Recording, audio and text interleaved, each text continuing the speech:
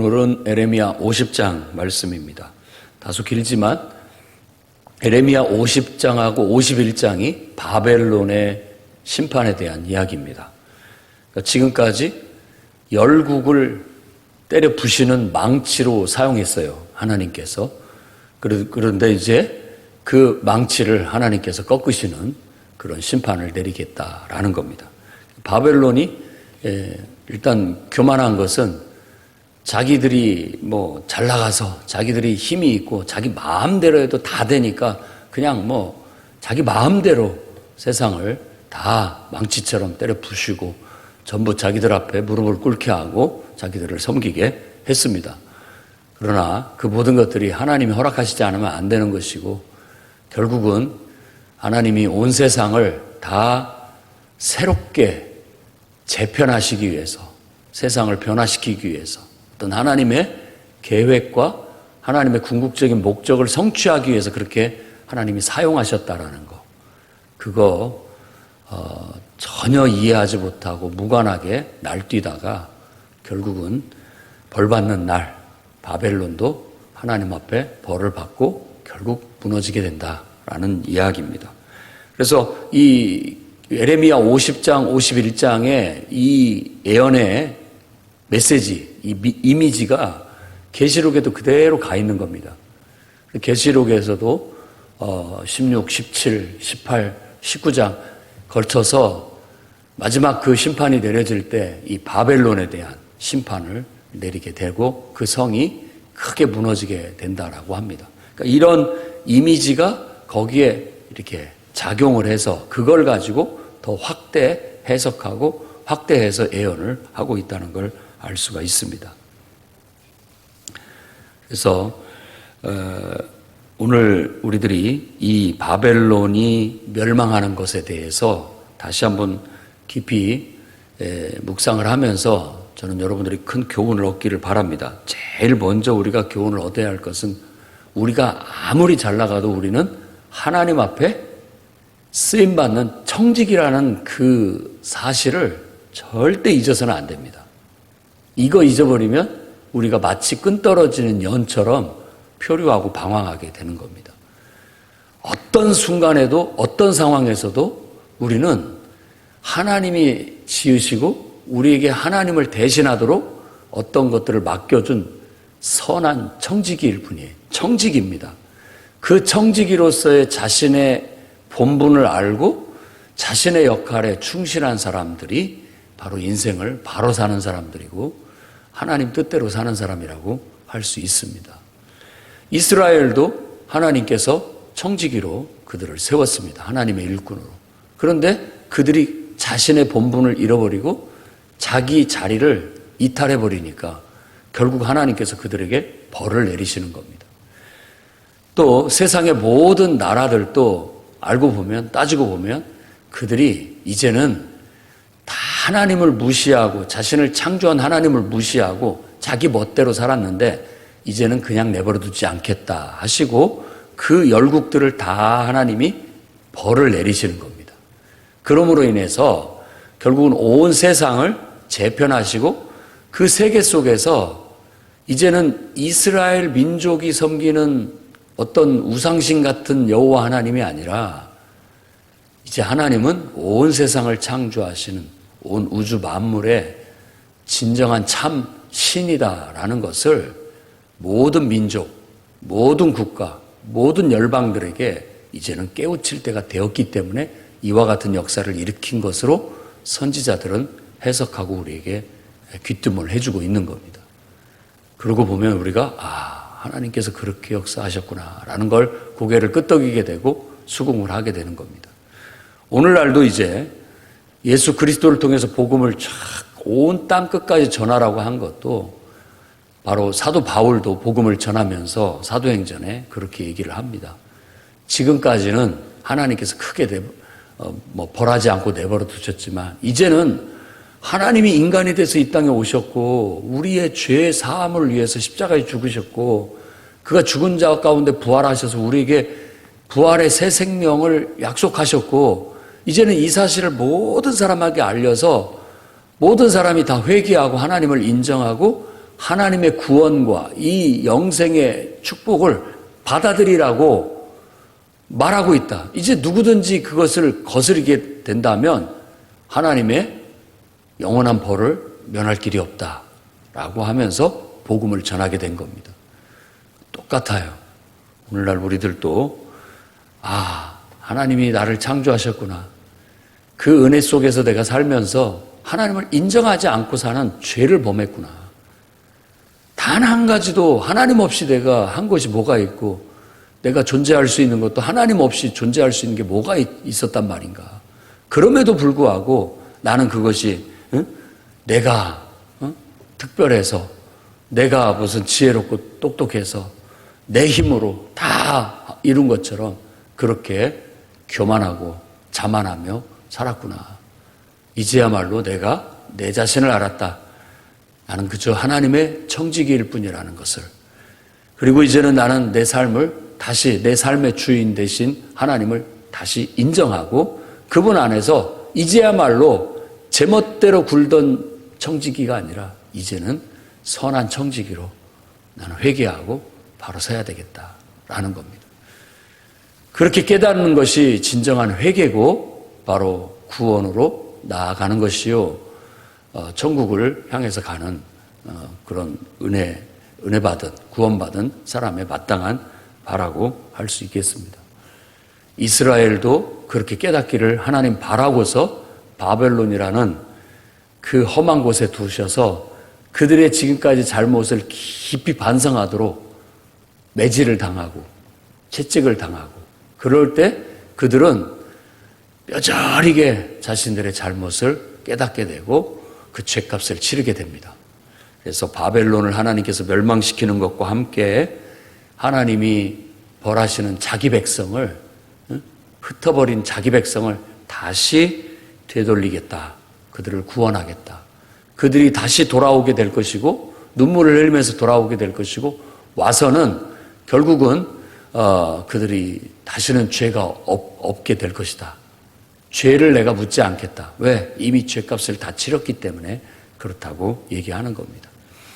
우리도 이러한 같은 죄값을 치러야 함에도 불구하고 우리는 하나님의 아들 예수 그리스도에게 그분이 죄값을 다 치름으로 인해서 우리는 그분의 은혜로 죄사함을 받게 되었다라는 것에 깊이 감사하고 그분을 찬양해야 되겠습니다.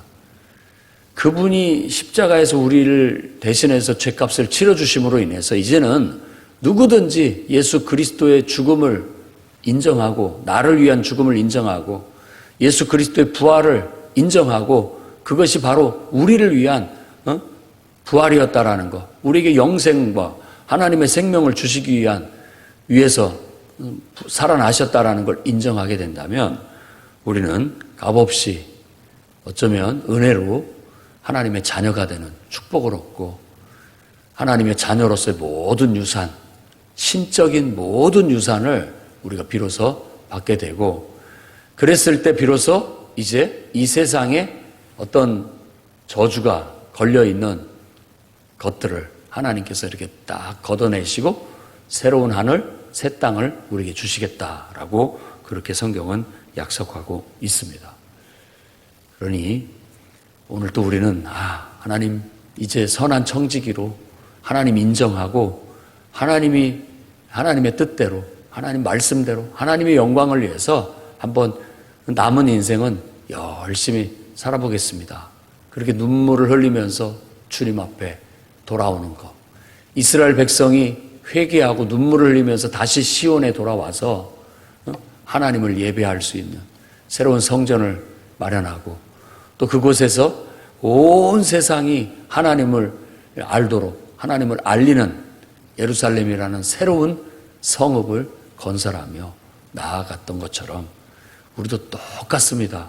그 원리는 똑같아요. 실질적인 벌어지는 역사는 다르더라도 그 원리는 똑같아요. 우리도 하나님 앞에 다시 돌아와 회개하고 이제 하나님을 예배할 수 있는 내 마음의 성전을 예수 그리스도를 통해서 회복하고 이제는 내가 그분의 성전이 돼서 그분의 또한 예루살렘 성으로서 그러니까 그분을 예배하고 그분의 복음을 전하고 모든 그분의 영광을 드러낼 수 있는 뒷받침을 해줄 수 있는 성으로서 모든 성도들이 지어져 가고 있다는 것, 세워져 가고 있다는 겁니다. 그리고 요한계시록은 그 성이 완성될 때 거룩한 성 예루살렘이 마치 하늘에서 이렇게 내려오는 것처럼 영광스럽게 묘사하고 있고, 그 모습이 마치 신부가 신랑을 위해서 단장한 모습처럼 너무나 아름답고 보기 좋았다라고 그렇게 얘기합니다. 그러니 이게 얼마나 위대한 진리고 깨우침입니까? 성경은 바벨론이 심판받고 멸망받는 것이 복음이다라고 말하고 있습니다. 왜?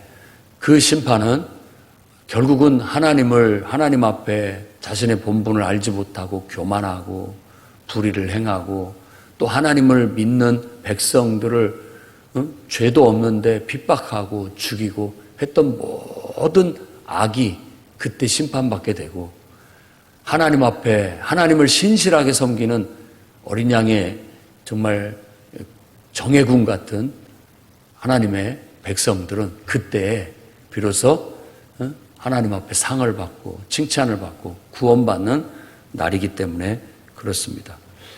50장의 이야기들을 이렇게 읽어보면 신약성경과 연관이 되면서 그 속에서 말씀들이 해석이 되어지고 이해가 되어지는 걸 알 수 있습니다. 6절 말씀에 보면 내 백성은 잃어버린 양떼다. 또 17절 말씀은 이스라엘은 흩어진 양이다. 잃어버린 양떼 혹은 흩어진 양이라고 그렇게 묘사를 하고 있는데, 이스라엘 백성이 왜 잃어버린 양이 되느냐? 목자가 제 역할을 못해서 그렇다고 그렇게 얘기를 합니다. 목자가 제 역할을 못해가지고 양들이 뿔뿔이 흩어져 버리고 산으로 들로 다니면서 갈 바를 알지 못하고 거기서 죽고 만다는 거예요. 17절에는 사자들이 뒤를 따른다라고 얘기했는데, 사자가 왜 따라가겠습니까? 잡아먹으려고. 그래서 사자들이 내 백성들을, 이 이스라엘을, 이 어린 양을 다 잡아먹었어요. 아수르가 잡아먹고, 그 다음에 바벨론이 뼈를 꺾어버렸다라고 그렇게 얘기를 함으로써 결국은 사자, 짐승, 이 짐승의 이미지, 이 사자의 이미지도 계시록에 그대로 나가고 있고, 또 다니엘서에도 그 짐승의 이미지는 예언으로서 사용하는 그런 용어로 쓰여지고 있습니다. 마치 죄 없는 자를 잡아먹는 짐승들, 그리고 하나님의 백성들을 해하고 핍박하고 잡아먹는 괴물들로 묘사가 되고 있죠. 그러니 하나님께서 그것들을 벌하시는 날 그들을 죽이겠다, 그들을 벌하겠다라는 겁니다. 죄가 없는 게 아니니까 그들을 벌하시겠다라는 것. 그러면 정말 순교당하고 죽임당한 영혼들이 하나님 앞에, 제단 앞에 하나님 우리의 억울함을 풀어주십시오. 하나님 저들의 악을, 저들의 죄를 언제까지 보고만 계실 겁니까? 라는 그 기도가 응답되게 된 거라고 요한은 우리에게 얘기를 하고 있죠. 에레미야도 바로 그런 얘기를 지금 하고 있는 겁니다. 결국 아수르, 바벨론의 느부갓네살이 내 어린 양들을, 내 양들을 목자가 버려 헤매고 있던 어린 양들을 다 잡아먹었다. 결국은 하나님은 그들을 벌하실 것이다. 그리고 다시 내 백성들을 목장으로 돌아가게 할 것이다 라는 겁니다. 그때 바벨론은 큰 수치를 당하게 될 것이고 벌을 받고 무너지게 될 것이다. 왜? 29절부터 32절에는 그가 이스라엘의 거룩한 자 여호와를 향하여 교만하였기 때문이다 라는 겁니다. 교만한 자가 어떻게 패망하고 무너지는지를 보여주는 겁니다. 그러니까 세상의 권력자들, 어떤 정부, 힘을 가진 사람들도 마찬가지입니다. 하나님 앞에 교만하면 결국은 다 꺾이고 무너지고 쓰러지게 될 거예요. 자기들이 잘해서 또 막 자기들이 힘이 있고 능력이 있고 지혜롭고 똑똑해서 수를 잘 쓰고 남다르게 뭔가를 해가지고 되는 줄 알고 기고만장하지만 결국은 큰 성 바벨론은 반드시 무너지게 돼 있습니다. 무소불위의 권력을 휘어잡고 영구히 자기가 권력을 잡고 끝까지 갈 것 같이 얘기하면서 공포정치를 펼치면서 많은 무고한 자들을 희생하는 그들이야말로 바벨론의 영이요. 그들은 결국 그 교만으로 인하여 크게 무너져 내리게 될 것이고, 그런 세력들의 밑에서 장사꾼처럼 유익을 보고 이익을 탐하고 하던 자들도 그 바벨론의 무너짐과 함께 다 같이 망하고 말 것이다 라는 게 성경의 가르침입니다. 그러나 하나님의 백성들, 신실한 하나님을 섬기는 백성들은 그때에 영광을 얻게 될 것이다 라고 말하고 있습니다. 그런 심판의 이미지로 35절 말씀 보면 칼이 임한다 라는 말을 합니다. 예언자들의 용어가 이 칼의 노래가 있어요. 칼은 칼집에 딱 꽂혀 있어야 돼요. 칼집에 딱 꽂혀 있을 때 그것은 위험을 주는, 칼이 무서워서 꼼짝 못하고 칼이 무서워서 함부로 못하는 그런 경계의 효과가 있어요. 근데 이제 도가 넘어서 가지고 도저히 참지 못해서 칼이 칼집에서 나와서 칼이 휘둘러진다라는 걸 칼이 노래를 부른다, 칼이 춤을 춘다, 이렇게 묘사를 하고 은유를 하는 겁니다. 이미 칼이 칼집에서 뽑혀서 휘둘러지면서 칼이 휙휙, 이게 칼의 노래소리예요. 휙휙 소리가. 그리고 칼이 막 번쩍번쩍 하면서 움직이면 결국은 다 멸망하게 된다라는 겁니다. 그래서 칼이 임하게 되어 결국은 이 세상의 불의, 악, 교만, 모든 우상숭배, 이 모든 것들이 결국은 하나님 앞에 다 심판을 받게 될 것이다 라는 겁니다. 그래서 바벨론의 교만, 바벨론의 우상숭배, 그리고 하나님을 향하여 범죄한, 하나님의 백성들을 핍박하고 죽인, 그리고 하나님의 성전을 파괴한 원흉 바벨론은 그때 하나님 앞에 벌을 받고 멸망하게 될 것이라는 겁니다. 45절 말씀, 이런 게 예언자들의 정말 계시입니다. 깨달음. 바벨론에 대한 여호와의 계획, 갈대아 땅에 품은 여호와의 생각을 들으라. 그러니까 이 모든 것 속에 하나님의 계획을 읽어내고 그 속에 하나님의 생각을 읽어내는 거예요. 그게 지혜와 계시의 영인 것이죠. 하나님을 깊이 묵상하고 그분과 인격적인 소통을 통해서 내가 마치 하나님 안에, 하나님이 내 안에, 그래서 하나님의 생각이 내 생각이 되고 내 생각이 하나님의 생각이 돼서 완전히 그리스도와 하나님과 그리스도 안에서 연합되었을 때 하나님의 생각이 읽혀집니다. 하나님의 생각이 들리는 듯해요. 이게 하나님의 음성이에요. 하나님의 계획이 내 영혼 속에서 들려요. 그러니까 그게 하나님의 음성이 되는 겁니다. 하나님의 생각이 내 영혼 속에서 읽혀져요. 그것이 하나님이 내게 주신 계시가 되는 거고, 또 그것을 우리가 말로 옮기게 되면 그걸 예언이라고 하는 거예요. 하나님이 주신 말씀을, 내게 주신 말씀을 내가 말로 전달을 하게 되는 행위를 예언이라고 하고, 요즘 말로 설교라고도 하고 그렇습니다. 그래서 우리 이 자리에 있는 여러분들도 정말 이렇게 새벽 기도에 정진하고 또 늘 말씀을 묵상하고 그 말씀 속에서 하나님의 계획을 읽어내고 하나님의 생각을 읽어내고 또 내 인생의 과거, 내 인생의 지금 현재, 내 인생의 미래를 내다보면서 그 속에 두신 하나님의 계획 읽어내야 되고 그 속에 두신 하나님의 생각을 이렇게 들어보면서 우리가 그분과 이렇게 눈을 맞추면서 호흡을 맞추면서 내게 주어진 삶을 살아가는 거예요.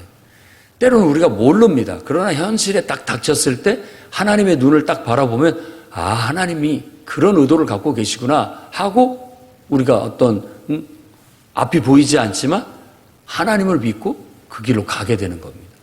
그랬을 때 우리가 하나님의 역사를 이루게 되고 하나님의 능력을 경험하게 되고 기적을 경험하게 되고 하나님의 영광이 드러내는 것을 경험하게 될 수 있다는 거예요. 바벨론의 영에 취해서 우리가 교만하지 맙시다. 우리 힘으로 사는 것 같지만 다 하나님께서 주신 것이고 하나님의 은총으로 사는 것입니다. 우리가 때로 어떻게 귀하게 영광스럽게 쓰임을 받는다 할지라도 하나님이 나를 사용하시는 것이니 자고하지 말고 교만하지 말고 하나님 아닌 다른 것에 영광을 돌리지 않도록 하나님께 영광을 돌리고 하나님 앞에 범죄치 말아야 되겠고 하나님의 백성들에게 절대 해를 끼치지 말고 주님의 몸된 교회에 해되지 않도록 힘쓰는 것, 그것이야말로 오늘 이 바벨론의 심판을 통해서 우리가 배워야 할 정신이고 교훈이라고 여겨집니다. 오늘 또 정말 여러분들이 겸손히 신실한 어린 양의 정예군처럼 강하고 담대하고 또 순결하게 여러분들의 믿음 생활을 잘 펼쳐 나가시기를 주의 이름으로 축원합니다.